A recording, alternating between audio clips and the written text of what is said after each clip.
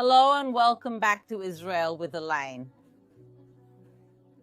We are today in Jerusalem, in front of the Kidron Valley, one of the most important places in the Bible. Through here passed the most important kings of Judah and Israel. Through here passed King David, King Hezekiah, and so many others. Here is also where Jesus spent some of the most dramatic moments of his life. A place undoubtedly full of history, but also with a very important future, because according to the Bible, this is the valley of the judgment of nations. So let's dive together into the past, present, and also the future of this place. So if you are ready, let's get started. Behind us, we can see the valley of the Last Judgment.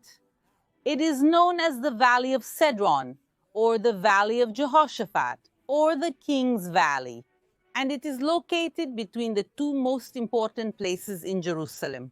It is between the Mount of Olives, where we are now, and on the other side, the old city of Jerusalem and the Temple Mount. And what we're going to do now is descend the Mount of Olives, enter the valley, and literally walk on the site of the final judgment. Let's go.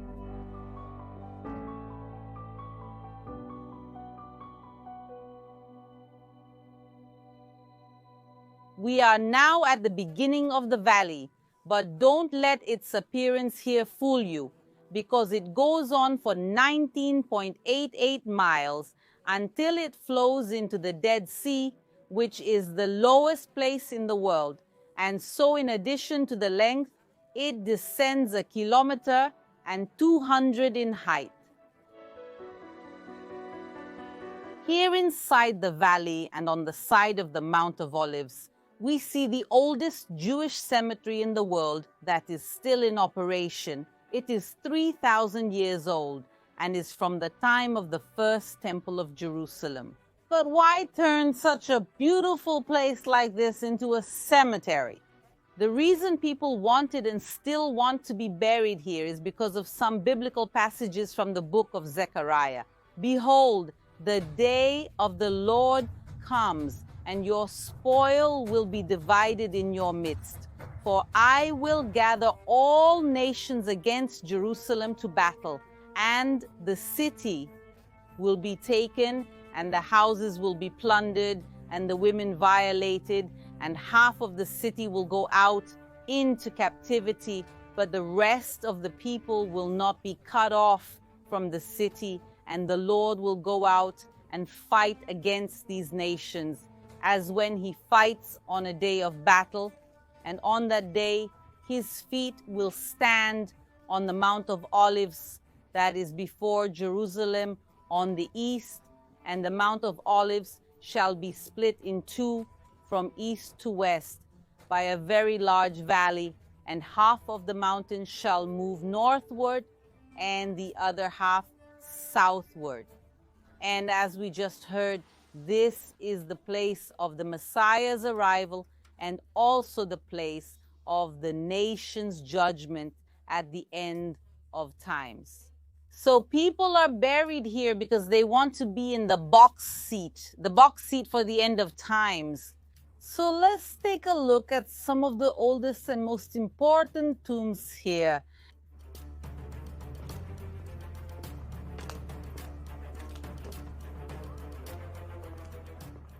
Now look at this colossal tomb.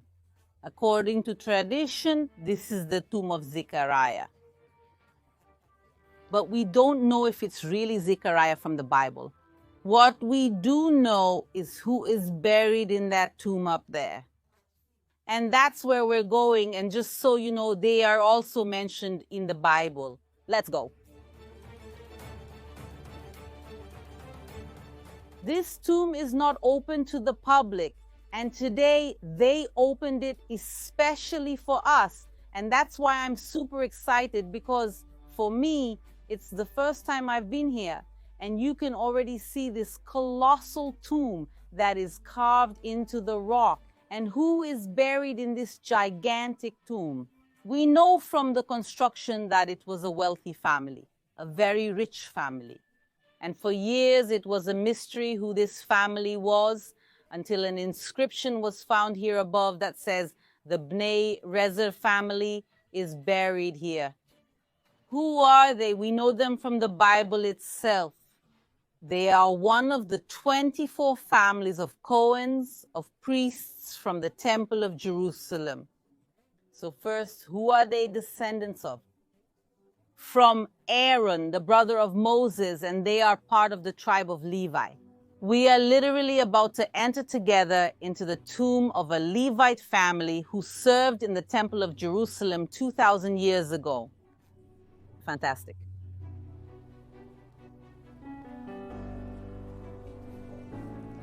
So we are inside a cave, in the inner part of it, and we see here the cave is even deeper.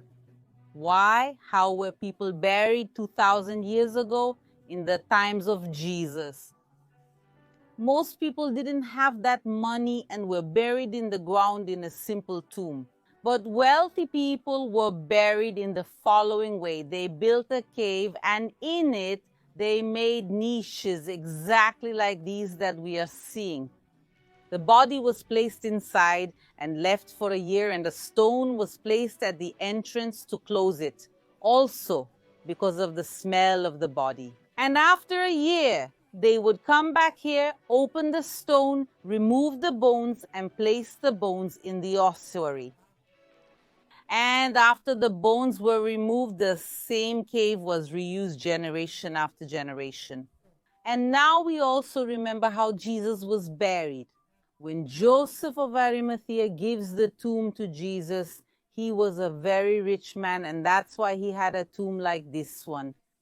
And that's also why it's written that it was a new tomb, because most of the tombs were old and used by generations.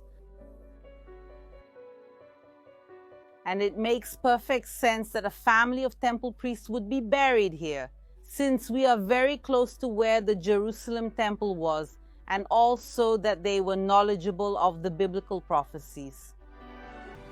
And in this same valley is where Absalom will build a pillar.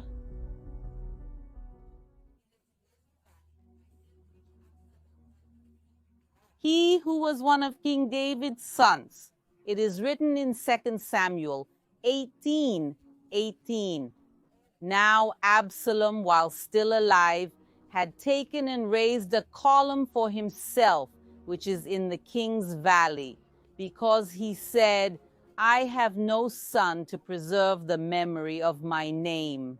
That column by his own name, therefore, until this day is called the Pillar of Absalom.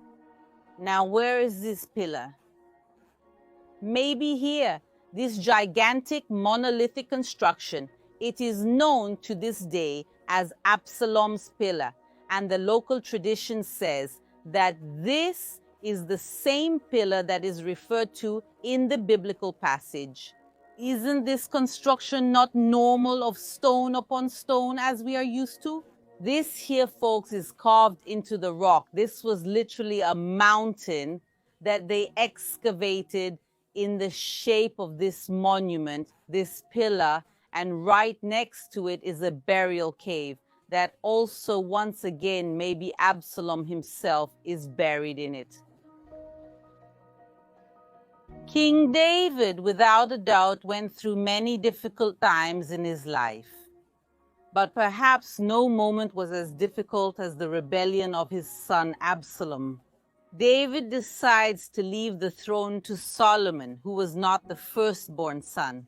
And the person who doesn't like this story at all is Absalom, who tries to kill his own father. Oh, David fought against Goliath, a giant. He fought against so many people. But the pain of fighting against your own son is a pain like no other. And that's why he's going to run away. And he's going to run away through the valley of Kidron, as we see in this passage. And all the land wept aloud as all the people passed by. The king also crossed the valley of Kidron, and all the people moved in the direction of the desert path. And David followed along the slope of the Mount of Olives, ascending and weeping, with his head covered, and he walked barefoot. And all the people who were with him each covered his head, and they ascended weeping incessantly. Then the Kidron Valley is the place where David begins his weeping and mourning because of the fight against Absalom. And it's interesting that 1,000 years later, another descendant of King David will arrive here, who is Jesus of Nazareth. And he will also choose a place here in this valley, which is called Dominus Flevit. And there he will weep, not for his son, but for the city of Jerusalem. It will be the place where he weeps and mourns and predicts the destruction of the city, which will happen in 70. But this was not the only time Jesus passed through here. As we know, Jesus came fulfilling the prophecies of the Old Testament. Of course, this also includes the prophecy of Zechariah. And so, when he makes his triumphant entry into Jerusalem on the Sunday before Easter Sunday, he descends the Mount of Olives, crosses through the Kidron Valley, and enters Jerusalem through the Golden Gate, which we can see here in the background. This is the gate that is sealed, but in the time of Jesus it is opened, and through it he enters the old city of Jerusalem. And why does he choose that gate? First, because it is in front of the Mount of Olives, so it is the closest by this path. And also through that gate, anyone who entered faced the Temple of Jerusalem, the most important place for the people of Israel. And Jesus came to this valley once more after the Last Supper. Having said this, Jesus went out with his disciples beyond the Kidron Valley, where there was a garden, into which he and his disciples entered. He came to the Garden of Gethsemane, where we are entering now, and here he will pray, sweat blood, and spend his last moments of freedom. For here, in this garden within the valley, Judas came and gave the kiss of betrayal to Jesus. Then he was arrested and taken to be judged. It's interesting to think that the valley of the judgment of the nations is the place where Jesus was taken to his trial. But now let's continue our journey through the valley and understand a little more about the judgment of the nations that will happen here. One of the names of this valley is the Valley of Jehoshaphat, or in Hebrew, Emek Yoshaphat. And I think this is the best name that represents what is still going to happen here. Yoshaphat is the combination of two words. Yo is a part of God's name of the tetragram, and Shaphat means to judge or will judge. So the name of this valley means Yoshaphat, God will judge. And here, according to the book of Joel, chapter 3, it's the place of judgment of the nations. Let's look at the verse. For behold, in those days and at that time, when I restore the fortunes of Judah and Jerusalem, I will gather all nations and bring them down to the valley of Jehoshaphat. And there I will enter into judgment with them there on behalf of my people and my inheritance, Israel, whom they have scattered among the nations and divided up my land. Let the nations be roused. Let them advance into the valley of Jehoshaphat. For there I will sit to judge all the nations on every side, multitudes, multitudes in the valley of decision. For the day of the Lord is near in the valley of decision. What God is saying through the prophet Joel is that God will judge here all the nations according to how they treated the people of Israel. And here are more than 150,000 graves, among them tombs of Levites from the Jerusalem temple, prophets like Zechariah, Malachi, and Haggai, and also common people, all waiting for the moment of judgment of the nations and the final battle. So the Bible tells us that in this valley, the nations will be gathered, and here the final judgment will begin. So don't be fooled by the appearance of this valley as it is today. Today, the cemetery is so peaceful, it's a green place, and practically no one comes here. Even when there is tourism in Israel, practically no one goes down to see the valley. But one day, this valley will fill up, as the book of Joel tells us. So look at the stage where so many things are going to happen and where so many things have already happened. I hope you enjoyed today's video. Don't forget to subscribe to the channel because there are videos every Wednesday and Sunday. A big kiss from Jerusalem, and see you next time.